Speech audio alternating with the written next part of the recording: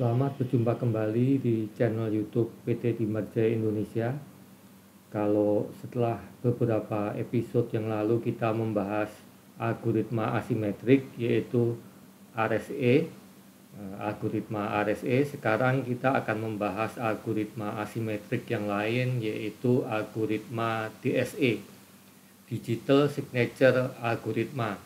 Ya, sesuai dengan namanya, meskipun ini adalah algoritma asimetrik, tapi algoritma DSA ini hanya bisa dipakai untuk digital signature. Jadi kita tidak bisa melakukan enkripsi seperti pada algoritma RSA. Bagaimana secara detailnya kita lihat saja secara satu persatu. Oke, kita akan mulai pembahasan kita. Ya, saya akan paste lebih dahulu skripnya. Jadi untuk mengenerate key DSA, Digital Signature Algoritma, kita perlu mengimport DSA dari public key library. Kemudian nanti kalau kita melakukan signature, kita import algoritma DSS, Digital Signature Standard, ya, dari library signature. Kemudian seperti biasa kita harus juga mengimport hash algoritmanya, dalam hal ini SHA-256. Oke, kita mencoba mengenerate key-nya, jadi dsa.generate 1024, ya. 1024 ini adalah panjang dari modulus DSA-nya, bukan panjang dari public key. Jadi ini agak sedikit berbeda dengan algoritma RSA. Kalau RSA yang kita generate adalah public key-nya, kalau yang di sini adalah modulusnya. Jadi kunci DSA itu terdiri dari Y, komponen Y, G, P, ya, P-nya ini yang 1024, kemudian Q dan X, ya, X ini private. Kalau kita lihat satu persatu, komponen P itu adalah modulus dari RSA-nya, P. Ya, dalam hal ini kita generate 1024. Sebetulnya minimum adalah 2048, ya, kalau kita mau mengenerate DSA key. Kemudian Q-nya di sini adalah order of the subgroup. Kemudian G adalah generator. Jadi ada 3 komponen yaitu P. Kalau kita mau tahu P-nya berapa, key.P ini akan muncul nilai P-nya. Kemudian kalau key.Q akan muncul nilai Q-nya, key.G akan muncul nilai G-nya. Ya, jadi kita bisa mendefine atau kita bisa mencari tahu nilai P, Q, dan G. Nilai P, Q, dan G ini sering disebut sebagai domain, ya. Jadi DSA domain itu mengandung P, Q, dan G. Kalau kita key.domain, maka akan muncul 3 komponen. Komponen yang pertama ini kan 165535, ya. Itu adalah P, 165535. Kemudian komponen yang kedua adalah 118679. 118679 ini adalah komponen Q. Sedangkan yang terakhir adalah 2399599, 2399599 ini adalah komponen G. Jadi P, Q, dan G ini sering disebut sebagai DSA domain. Kemudian nilai public key-nya apa? Yaitu adalah Y, Y.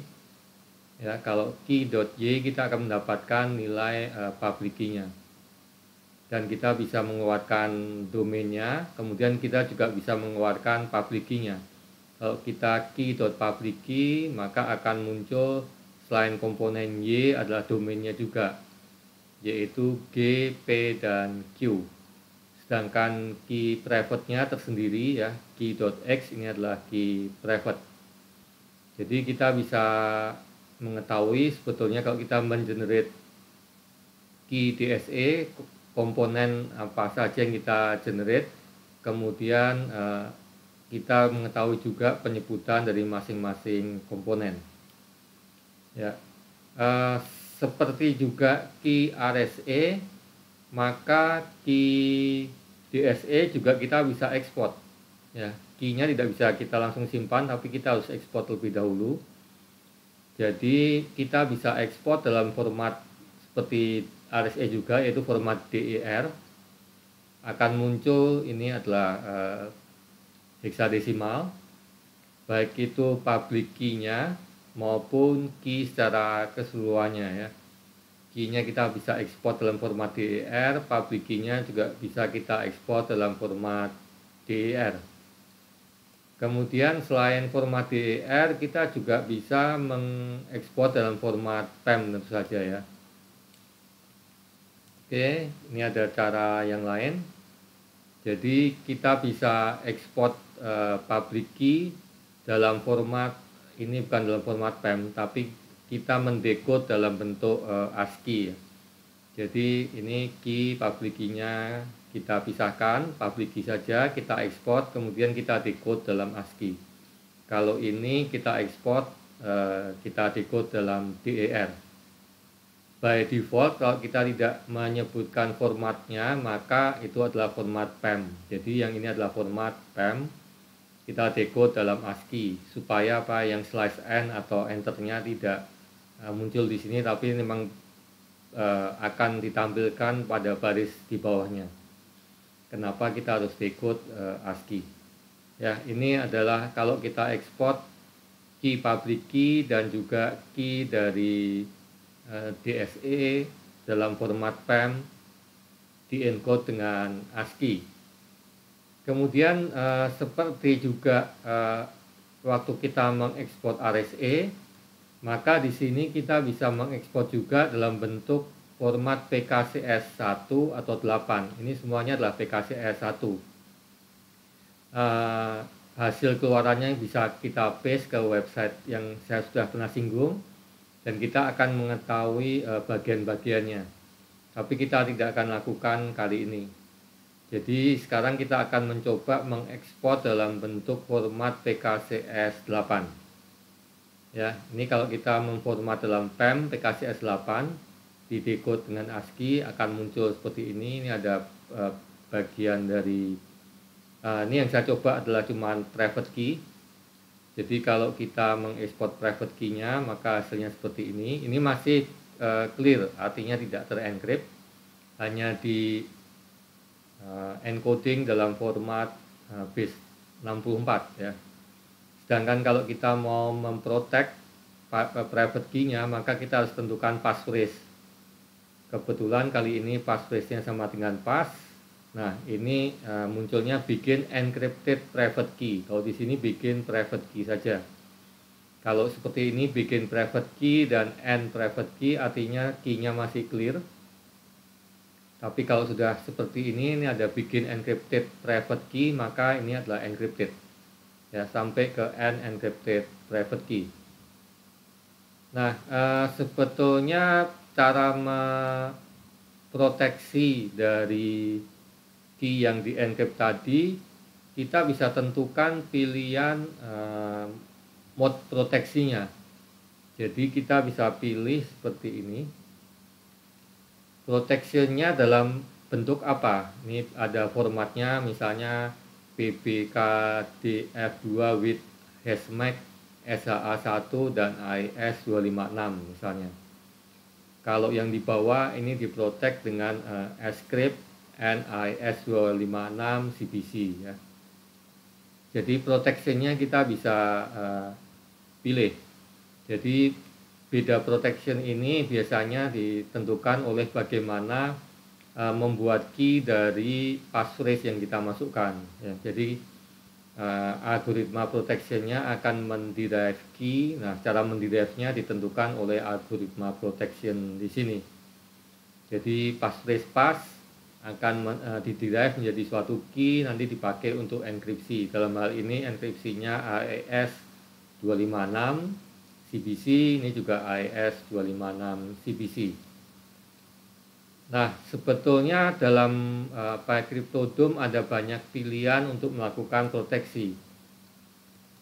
Ya, ini saya paste pilihannya. Ini ada beberapa macam dari PBKDF2 with hashmark Ini ada yang SHA-1 dan AES-128, AES-192 dan AES-256. Tapi bisa juga triple dash ya, encrypt, decrypt, encrypt, triple dash, CBC, atau scrypt dengan AES-128, AES-192 dan AES-256 CBC. Jadi ini ada 7 algoritma protection yang kita bisa pilih. Sedangkan kalau untuk import, karena untuk kompatibel dengan sistem yang lama masih memungkinkan mode protection yang lain, BPE with MD5 dan RC2 misalnya, maupun BPE with SHA-1 dan DASH ya. Ini format yang legacy yang sudah tidak kita pakai lagi. Oke, sekarang kita masuk ke melakukan signing. Jadi dalam algoritma DSA, untuk melakukan signing kita perlu meload tadi algoritma DSS, Digital Signature Standard. Oke, sekarang kita akan melakukan signing. Tadi kita sudah load ya. Jadi kalau kita melakukan signing, misalnya message-nya hello, kita tentu saja harus melakukan digest dahulu, kita hash message-nya. Kemudian kita melakukan signing ya dengan key dan mode tertentu. Mode-nya ini adalah FIPS 186-3. Key-nya tadi kita sudah generate. Kemudian kita melakukan signature terhadap digest-nya ya. Jadi yang di signature bukan message-nya tapi digest-nya. Kemudian saat kita misalnya mau memverify-nya, maka kita bisa melakukan ini digest-nya kita ambil dari sisi penerima, jadi melakukan digest lagi dari sisi receiver. Kemudian kita mendefine verifier-nya dengan key-nya adalah public key. Kalau tadi signing dengan private key, maka sekarang verify-nya dengan public key, mode-nya harus sama. Kemudian kita harus verify signature-nya dengan digest-nya. Jadi kita verify verifier-nya, digest yang kita buat di receiver ini di-verify dengan signature yang dikirimkan dari si pengirim. Oke, kalau hasilnya bisa message-nya authentic atau message-nya not authentic.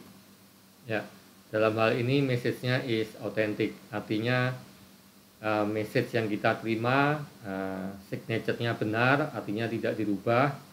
Kemudian kita tahu siapa pengirimnya dan pengirimnya adalah yang memiliki private key-nya, dan si pemilik private key ini pernah melakukan signature ya. Jadi 3 sifat dari 4 service keamanan telah terpenuhi dengan digital signature algoritma, dengan waktu melakukan signature-nya menggunakan algoritma DSS, Digital Signature Standard. Oke, kita sudah sampai di penghujung episode kali ini. Jadi kita sudah membahas algoritma DSA dan DSS, Digital Signature Standard untuk signature-nya. Kita akan lanjutkan episode berikutnya dengan algoritma ECC. Ya, jadi algoritma ECC masih algoritma asimetrik, jadi mempunyai key public dan key private. Terima kasih sudah mengikuti channel YouTube PT Timber Jaya Indonesia. Sampai jumpa di episode mendatang. Salam.